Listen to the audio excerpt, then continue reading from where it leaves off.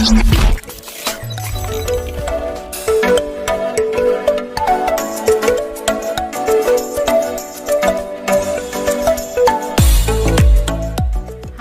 pagi, Shalom anakku kelas 5.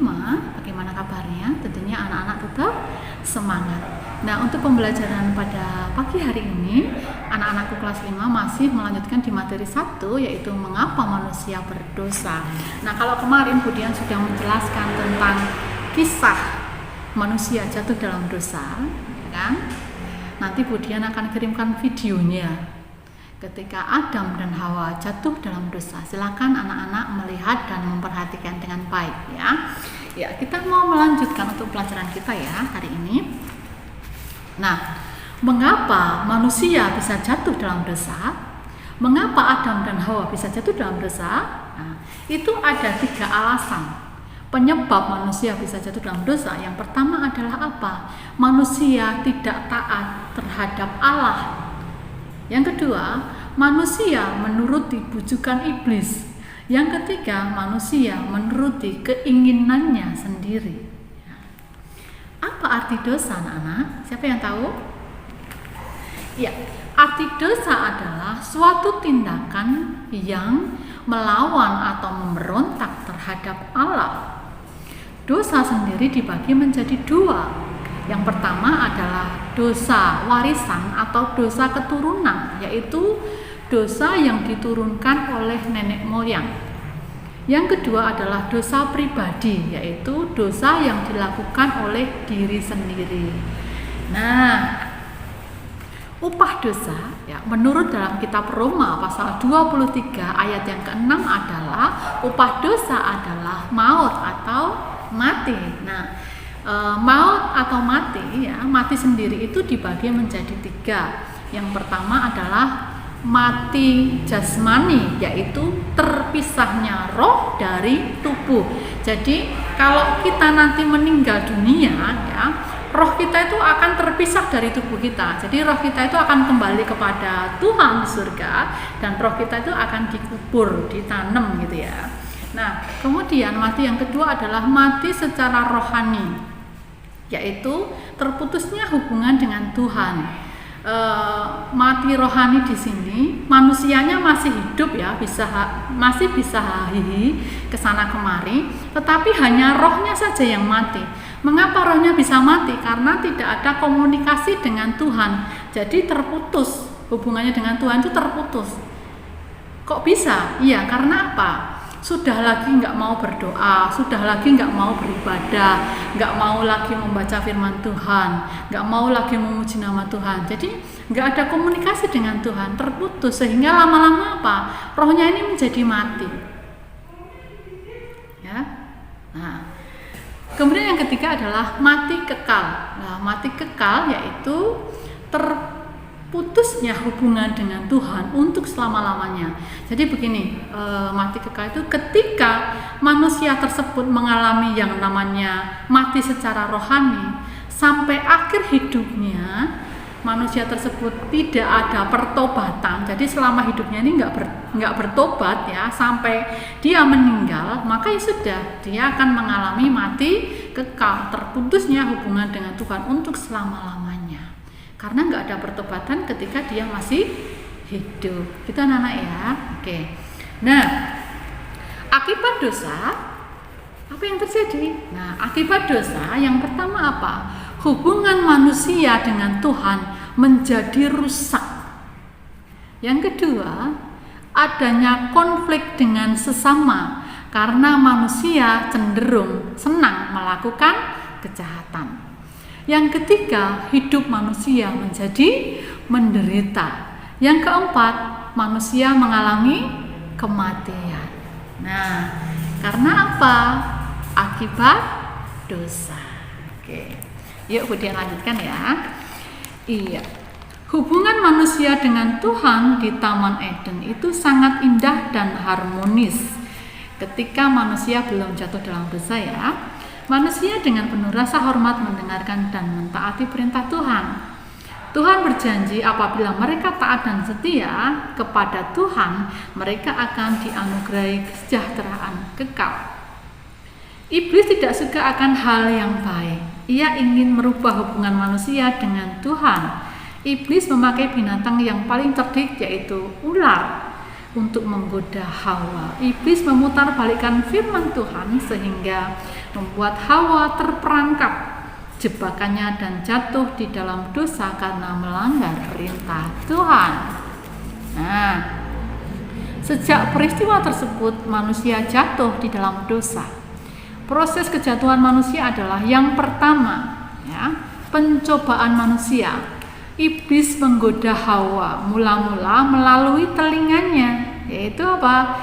Hawa mendengarkan perkataan iblis, ya kan? Hawa terngiang-ngiang dikatakan iblis apa? Akan menjadi sama seperti Allah. Itu terngiang-ngiang di mana? Di telinganya Hawa.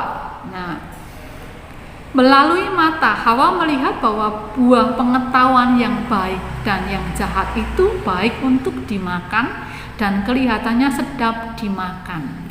Melihat, kemudian diambil, kan?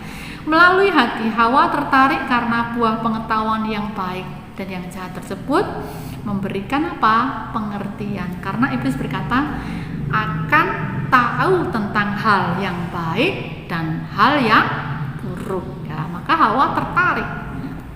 Kemudian yang kedua, manusia kalah terhadap pencobaan.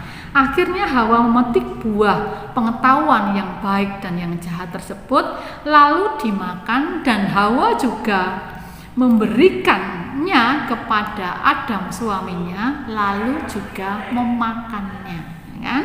3. Akibatnya, setelah makan buah pengetahuan yang baik dan yang jahat tersebut, mata manusia terbuka. Mereka merasa malu karena sadar bahwa diri mereka telanjang. Mereka lalu menutupi tubuhnya dengan daun ara. Mereka ketakutan dan bersembunyi. Akibat dosa menjadikan hubungan manusia dengan Tuhan menjadi putus atau rusak. Itulah yang disebut mati rohani. Tadi Budian sudah jelaskan, ya. Nah, hukuman yang diberikan Tuhan kepada iblisnya itu apa? Menjadi binatang terkutuk, berjalan dengan perutnya, dan makan makanannya adalah debu dan tanah. Nah, untuk Hawa apa? Sangat susah payah ketika mengandung dan sangat kesakitan saat melahirkan. Dan untuk Adam akan bersusah payah dan sampai mengeluarkan peluh dalam mencari rezeki, bekerja sangat keras untuk apa? Menghidupi anak dan istrinya atau keluarganya. Nah, meskipun manusia telah melanggar perintah Tuhan, tetapi Tuhan tetap mengasihi manusia. Buktinya apa?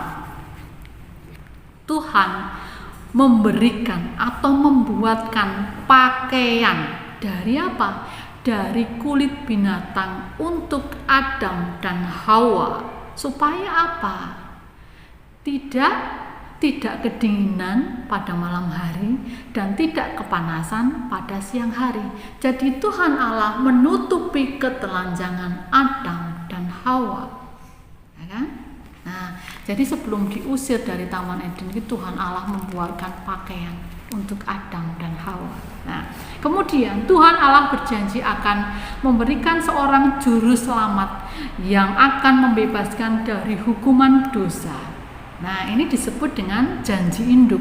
Janji induk ini tertulis dalam kitab Kejadian pasal 3 ayat yang ke-15. Nah, inilah bukti bahwa Tuhan sangat mengasihi manusia. Nah, kemudian setelah dibuatkan pakaiannya Adam dan Hawa, kemudian Adam dan Hawa diusir dari Taman Eden. Kemudian Taman Eden ini dijaga oleh malaikat kerub yang membawa pedang bernyala-nyala. Supaya apa? Manusia tidak balik lagi dan mengambil buah kehidupan. Nah, gitu ya. Iya. Manusia bisa jatuh ke dalam dosa karena tidak bisa menahan keinginannya yang tidak sesuai dengan kehendak Allah. Pelanggaran terhadap kehendak Allah inilah yang disebut dosa. Benar, ya? Agar terhindar dari dosa, kita harus bagaimana? Yang pertama, mendekatkan diri kepada Tuhan melalui apa? Berdoa, membaca firman Tuhan, setia beribadah, memuji Tuhan. Nah, kemudian yang kedua apa? Waspada, hati-hati dan berpikir secara matang sebelum bertindak. Kalau tahu hal tersebut dosa, jangan dilakukan, ya.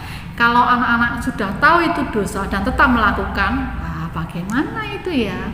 Berarti apa? Kita sudah melawan atau memberontak terhadap Allah. Ya, sekali lagi Ibu Dian ingatkan bahwa kalau tahu itu adalah tindakan dosa, jangan lakukan.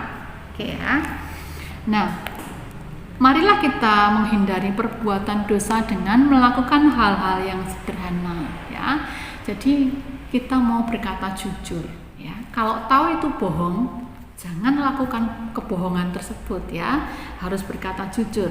Kemudian apa? Rendah hati, sabar, memaafkan, rajin, setia, kemudian menghargai, menghormati orang lain, peduli terhadap lingkungan. Nah, dengan melakukan semuanya itu berarti kita bisa mempertahankan apa? Kekudusan hidup kita di hadapan Tuhan. Oke anak-anak ya. Iya. Untuk tugasnya, silakan anak-anak menceritakan kembali kisah kejatuhan manusia dalam dosa. Oke, terima kasih Tuhan Yesus.